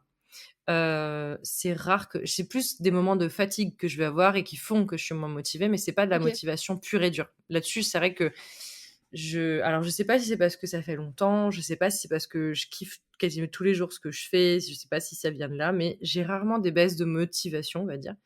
Bien sûr que ça m'arrive et que des fois alors, soit parce que la tâche en elle-même me parle pas. Par exemple, je sais pas, la compta, oui, je suis jamais, ultra hype de faire ma compta, mais j'essaie de mettre en place soit des petites gamifications, soit des petites choses qui me font dire, bah, quand je l'aurai fait, au moins, c'est fait, je peux passer à autre chose ou alors, bah, j'ai une petite récompense ou quelque chose qui fait que ça me procurera du plaisir juste après, donc c'est cool. OK. J'essaie aussi de placer les tâches qui me motivent le moins en premier. C'est un peu la technique de kill the frog, Mmh. faire d'abord ce que tu n'aimes pas pour après faire ce que tu aimes bien. En mode, bah, là, c'est que j'aime pas ça, mais bon, quand j'aurai fini, je pourrai passer à ce qui me plaît. Et après sur la partie manque d'estime de soi et cetera, bah, évidemment ça arrive à tout le monde, syndrome de l'imposteur et cetera. Déjà il y a une chose, c'est que j'ai une vision extrêmement saine de la concurrence et pareil ça je l'ai développé au fur et à mesure, je veux dire c'était pas du tout le cas quand j'ai commencé, hein. Je me comparais énormément, je me dévalorisais énormément et cetera. Aujourd'hui, j'ai une vision assez saine de la concurrence, c'est-à-dire que pour moi, les concurrents, donc soit ce sont des personnes que j'estime et en général, je vais plutôt, être contente pour eux et je vais, potentiellement même travailler avec eux, leur, envoyer des clients, ou des prospects et inversement, enfin voilà, créer un lien en fait, un partenariat avec ces personnes-là. OK. Parce que en fait, je fonctionne dans l'idée que de toute façon, même si j'étais, la meilleure du monde, ce qui n'est pas le cas, hein, mais même si c'était le cas, je ne pourrais de toute façon pas accompagner la terre entière. Ce ne serait pas possible. Certes. Donc, quitte à avoir des concurrents qui bossent bien, donc pour les personnes que j'estime, que je trouve que leur travail est pertinent, qu'il est, intéressant, qu'il est en accord avec mes valeurs et cetera, bah, quand je ne peux pas accompagner un client ou quand ça sort un peu de mon champ de compétences et que je connais une personne qui s'y connaît mieux que moi, je préfère le renvoyer vers cette personne-là. Donc j'ai un côté assez sain sur cette partie-là de la concurrence. Mmh. Je vois plus des confrères consoeurs que des concurrents. Et pour les concurrents, on va dire dans la catégorie de ceux que je n'estime pas, malheureusement, où je ne suis Ça pas arrive. d'accord avec leurs valeurs, je ne suis pas d'accord avec, avec ce qu'ils font, comment ils le proposent et cetera. Comme c'est des personnes et ça va être hyper cash que je vais dire et peut-être qu'on va dire: «Mais elle est vraiment pas cool en fait». Mais comme je ne les estime pas, ils ne comptent pas. Donc c'est-à-dire pour moi, ils ne comptent pas. Si un de mes clients va voir quelqu'un que je n'estime pas, entre guillemets, je vais plus enfin un de mes clients, de mes prospects plutôt, on va dire, mais dans ma tête, je vais plutôt être en mode: «Tant pis pour toi». Ou alors soit tant pis pour toi, soit c'est que vraiment on n'avait pas à travailler ensemble de toute façon. Mmh. Tant mieux pour Ouais. moi, en fait. Parce que j'ai évité un client avec lequel ça n'aurait pas matché de toute façon. Puisque si tu matches avec ces valeurs-là, c'est que tu matches pas avec les miennes, on va Ouais, dire. bien sûr. Donc j'ai ce côté, voilà. Je pense que c'est une relation que j'estime plutôt saine par rapport à la concurrence, par rapport à ça. Je trouve aussi parce qu'au final, tu perds pas d'énergie, Non, à les dénigrer non. ou autre, tu vois? Donc au final, C'est clair et en plus, enfin, pourquoi je perdrais du temps, comme tu dis, du ouais. temps, de l'énergie, enfin, à faire ça, vraiment, non. Et de l'autre côté, par contre, je suis tellement contente de créer du réseau, d'échanger avec d'autres personnes, de connaître d'autres techniques, et cetera, que quand je rencontre des personnes, justement que, comme je disais, que j'estime et que j'aime beaucoup ce qu'elles font, bah, je suis justement hyper heureuse de pouvoir bosser avec elles, de pouvoir leur envoyer des clients, des prospects, enfin, je trouve ça vraiment, hyper épanouissant, en fait. OK. Ouais, c'est bah, oui, oui, enfin, je pense que c'est toi qui as Mmh. raison, en fait. Mais comme tu dis, Mais ça c'est met dur au début énormément de de temps. pas se comparer, quoi. On est d'accord. Moi, je me suis comparée très longtemps, hein, clairement. Alors, une des choses que je pourrais dire, c'est qu'il faut toujours essayer de bon, c'est ce que tout le monde dit, mais toujours penser à pourquoi est-ce que moi je suis un peu différent ou différente, qu'est-ce que j'amène en Mmh. plus? Alors, quand je dis en plus, c'est pas forcément en mieux dans le sens où les autres sont moins bien, mais dans le Mmh. sens où qu'est-ce qui fait que moi c'est différent, en fait? Qu'est-ce que voilà, c'est comme un étincelle, à la mienne, en fait. Et la deuxième chose, c'est potentiellement aussi sur les réseaux sociaux et ça, c'est un conseil que j'entends beaucoup et que je conseille aussi, c'est de se désabonner ou de mettre en sourdine les personnes qui nous rendent mal à l'aise, Ouais. qui nous font culpabiliser ou qui nous font croire qu'on n'est pas bon ou autre. Si elles sont inspirantes, c'est top. Si elles nous rendent, elles nous font culpabiliser, il faut soit se désabonner, soit mettre en sourdine le temps de faire le travail sur soi et de réussir à trouver ça plus inspirant que dévalorisant. Ouais, je suis tout à fait d'accord et je rajouterais même qu'il faut appliquer ça, dans les réseaux dans lesquels vous êtes aussi, genre les Oui, Discord, les Slack, bien sûr. j'ai été pas mal dans des Slack où je me sentais pas bien alors que enfin, objectivement, il y avait pas de raison que je me sente pas bien, mais Oui. c'est vrai qu'à chaque fois que je me connectais, je me sentais mal. Donc au Mmh. final, bah, j'ai fini par quitter parce que, bah, pour ma santé quoi, ma Ah bah santé oui. mentale. Puis, réduire les interactions, alors dans le sens, trop de sollicitations, c'est aussi plus sain parce que, bah, tu te recentres sur toi et sur tes besoins et sur ce que tu veux faire. Mmh. OK, je passe à la question suivante, que j'aime beaucoup. Alors, on dit souvent que ce sont les cordonniers les plus mal chaussés. Bah Donc oui. dans quel domaine, et business estimes-tu que tu as des progrès à faire et que fais-tu pour, bah, justement, Mmh. progresser? Alors oui, les cordonniers sont les plus mal chaussés et j'ai même créé plusieurs posts sur le sujet que j'appelle ça le syndrome du cordonnier, Ouais. clairement. Aujourd'hui, ça va beaucoup mieux pour moi sur cette partie-là, mais c'est vrai qu'à un moment, j'avais laissé ma com de côté parce que je me focalisais sur celle de mes clients. Sauf que pour avoir des clients des nouveaux clients qui veulent te faire confiance, il faut quand même montrer que tu sais ce que tu fais. Ouais. Donc il faut pas oublier ça. Donc ça, j'ai pris du temps à, justement prendre l'espace, dans mon planning, dans mon agenda, de me dire: «J'ai besoin de travailler sur mon entreprise, pour mon entreprise et pas que pour mes clients». Donc ça déjà, c'est le premier pas. Si l'élément sur lequel je sais que j'ai des progrès à faire et c'est très drôle parce que j'ai commencé mon accompagnement, parce que je me fais accompagner, du coup, je me fais coacher sur ce sujet-là ce matin, OK, donc c'est OK. très récent. Ah, tu as C'est j commencé ce matin? Ouais, j'ai commencé ce OK. matin sur l'accompagnement autour de, positionner ses prix. Mmh. Savoir, se vendre à sa juste valeur et parce que j'ai tendance à être très empathique, donc ce qui est très bien, mais ce qui est aussi problématique des fois sur: «Oui, mais bon, en fait, je sais que c'est compliqué pour lui ou elle, du coup, je vais faire une ristourne», mais en fait, des fois, je faisais des ristournes qui étaient injustifiées et complètement, à l'ouest, enfin, par rapport au truc et Ouais. ça dévalorisait même mon projet, ce que je proposais parce que c'était devenu un tarif tellement ridicule qu'il y en a plusieurs qui le prenaient pas au sérieux aussi. Ouais, c'est Donc vrai. j'ai un gros travail sur ça, ça j'en suis consciente à 100 et j'ai commencé un accompagnement du coup, avec quelqu'un que tu connais, puisqu'on en a déjà parlé en off. D'accord. Donc du coup depuis ce matin, donc c'est le début et rien qu'en 2 heures déjà là ça il y a eu un chemin de fait, hein, clairement. Ouais, bah, après à mon avis, c'est un truc, de longue haleine encore, Ouais, parce c'est que ça. l'argent, c'est encore, une autre question, Ouais, ouais, ouais et en plus, c'est même pas le côté, vouloir vendre cher. C'est même pas ça, en fait, la Mmh. question. C'est pas: «J'ai besoin de vendre cher», c'est juste: «Je veux vendre à la valeur que valent, que ce que je propose, en fait», tout simplement et pendant longtemps, je me suis dévalorisée, alors pas sur la partie de ce que je proposais, mais sur ce que ça coûtait, en Ouais, fait. ouais, je comprends. Mmh. On va parler, d'un autre sujet dont on entend énormément parler aussi dans le monde de l'entrepreneuriat, c'est les routines. Alors du Mmh coup, je mh. voudrais savoir si tu as des routines quotidiennes? Oui? Non? Ce que ça t'apporte? Alors, je n'ai absolument aucune routine quotidienne et j'ai essayé d'en faire et ça ne me réussit pas. Je n'aime pas ça, je me sens bloquée. Alors pourtant, j'ai mes blocs-temps et tout, mais les routines me posent un problème. Je suis routinière sur certaines choses, Ouais, mais je n'aime pas me les imposer. Donc, OK. j'ai pas de routine et je fonctionne mieux sans, clairement. Et j'estime qu'il faut un peu, comment dire? Justement, briser un peu ce côté: «Il faut une routine pour réussir». Je suis pas d'accord là-dessus. Pour moi, déjà, ce serait plutôt des routines de semaine, en fait, des weekly, limite, parce que j'ai des choses qui se répètent dans les semaines, bien sûr, mais j'ai pas de OK, timing dédié à ça, on va dire. d'accord. Ah, c'est intéressant, effectivement de changer la temporalité de la routine Ouais. pour, au lieu de la penser en journée, la penser en semaine ou en Mmh. mois, tu vois? Ouais, Oui, c'est quelque voilà. chose auquel j'avais pas du tout pensé Comme les et bilans, les choses comme ça, il y oui. en a qui ont besoin de le faire par mois, d'autres par trimestre, d'autres par an. Changer la temporalité, si ça peut vous aider à avoir une routine au sens littéral du terme qui vous convient, franchement, vaut mieux. Mmh mh. Mais tu vois, j'aime bien poser cette question parce que, bon, voilà, on parle beaucoup genre du miracle morning, des Bah, c'est trucs comme ça ça. et il y a des gens à qui ça va vraiment convenir Ah oui, et complètement. pas du tout. Moi, Mmh. je sais que je suis hyper cyclique, c'est-à-dire que je vais mettre en place des routines, je vais les tenir pendant 2-3 mois et puis au bout de 3 mois, ça me conviendra plus. Ouais, voilà, c'est ça. Tout ça, moi, j'en ai pas, en Mmh. fait. Très bien. Vraiment, j'en ai pas, je saurais pas, enfin, bien sûr que Ah j'ai une non, routine mais dans le sens, je me lève, je prends mon petit déj, machin, mais oui, bah, normal, j'ai pas ouais. de routine, tu vois? Vraiment, ouais, non.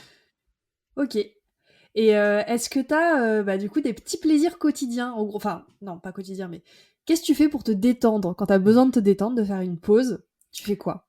Hem, la chance que j'ai, c'est qu'aujourd'hui, on a une maison avec un jardin et j'avoue que alors pas forcément quand il fait froid et qu'il pleut, mais quand il fait beau, ne serait-ce qu'aller me poser un quart d'heure dehors, au soleil, même s'il fait pas très chaud, mais juste être dehors, ça me fait un bien fou. J'ai 3 animaux aussi, donc souvent je sors avec, mon chien dehors, j'adore. Ça me fait beaucoup de bien, lui aussi. Et s'il fait plutôt pas beau, si je suis un peu en plus en mode, pas bien, tu vois? Je vais plutôt prendre, potentiellement un des chats ou les 2 chats d'ailleurs des fois quand vraiment ça va pas et ça va vraiment être juste le temps de se poser, de faire un peu des câlins avec les chats. Ça paraît bête, mais c'est vraiment un truc où ça me déconnecte et ça me fait un peu me dire: «Mais en fait ton problème ça va quoi et c'est bon, enfin, relativise-le, ça te fera du bien». Et pour me changer vraiment les idées, sinon, bah, c'est évidemment sortir voir des amis ou alors, bah, jouer parce que je joue beaucoup et j'adore ça. En ce moment, je suis à fond dans Hogwarts Legacy. D'accord, j'allais te Hem, demander. ouais, clairement, ça a été un achat, day one D'accord. et je suis dessus. Alors par contre, j'avance dessus, alors vraiment chill parce que je suis plutôt une slow runner là-dessus. J'adore, compléter les choses petit à petit, découvrir l'univers, me balader, juste faire des tours en balai et tout. Enfin voilà, je prends mon temps, mais ça me permet vraiment de sortir mon cerveau de tout le reste parce que justement, je suis dans un autre univers, donc ça me fait beaucoup de bien. Ok, bah super. Dernière question, Bertie. Est-ce que y a un conseil que tu aimerais donner à la toi qui débutait dans l'entrepreneuriat? Hem, il y a évidemment le côté, arrête d'essayer de plaire à tout le monde. Hmm. Arrête d'essayer de tout faire. Arrête de faire, des logos, des sites, du print, du web, des réseaux, focalise-toi sur le truc qui te fait kiffer et c'est pas parce que tu te focalises que tu ne pourras pas faire autre chose. Parce que beaucoup de gens, c'est comme quand on travaille le persona ou le client idéal, ils disent: «Oui, mais si mon client idéal, il a 35 ans, ça veut dire que les gens qui ont 40 ans». Non, c'est voilà, c'est un client idéal, c'est un profil type, c'est pas voilà et c'est pareil quand tu veux te nicher ou autre, ça fait souvent peur. Mais vouloir tout faire, c'est très complexe et en général et moi je m'en suis rendu compte, déjà tout ne te plaît pas Hmm. et au bout d'un moment, il y a des choses que tu fais moins bien aussi. Moi, je m'en suis rendu compte et j'ai délégué des choses et maintenant je suis très contente d'avoir laissé la gestion de mon site, par exemple, à quelqu'un qui le fait très bien, qui kiffe le faire, alors que moi j'étais rendue au stade où ça me saoulait et j'en avais marre de le faire, quoi. Même si je sais faire, c'est pas forcément, ce que j'ai envie de faire et ça, beaucoup de gens oublient que c'est pas parce que tu sais faire que tu as envie de le faire et que Ouais. c'est le truc qui te fait kiffer. Hmm, hmm. Donc ça serait un peu le mantra à avoir en tête, je pense, quand tu te lances ou même plus tard, hein. Ça sert à toutes les étapes, je pense, de l'entrepreneuriat. Ouais, carrément. Bah, de toute façon, c'est une des grosses problématiques d'une grande partie de la population, d'être Ouais. people pleaser, vouloir plaire à tout le monde. Mmh C'est dur, ouais. et puis ça sert à rien, ça vouloir plaire à tout le monde, tu plais à personne. Exactement. Bah, ça, c'est la base de la communication et du Ouais, marketing. Ce qu'on dit en exactement, premier. c'est ça. Ok, bah écoute, merci pour cet échange que j'ai trouvé fort riche. Tu m'as appris plein de choses. Bah, avec grand plaisir, merci beaucoup pour Bah, bah, l'invitation. tout le plaisir est pour moi. Et je voulais juste te demander une dernière chose. Est-ce que t'as une actualité à passer? Où est-ce que les gens peuvent te retrouver si jamais ils veulent discuter avec toi?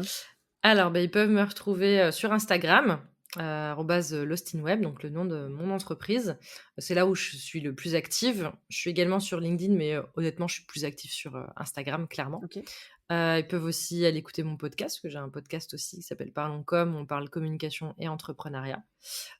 Et en termes d'actualité, bah, comme là, je viens de fêter les 10 ans, enfin, en tout cas, c'est l'année des 10 ans, il va y avoir bientôt un jeu concours, mais sur mon compte, Instagram, donc voilà. Ok, J'en dis pas bah plus parce super. que c'est du teasing.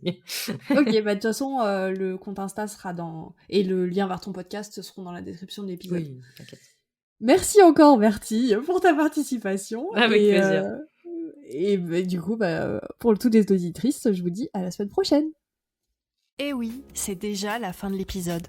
Mais je profite de ces quelques secondes pour t'envoyer toute ma gratitude et te dire que si tu souhaites soutenir ce podcast, tu peux, en plus de l'écouter chaque semaine, prendre 2 minutes pour me mettre 5 étoiles sur ta plateforme d'écoute et me dire en commentaire ce que ce podcast t'apporte.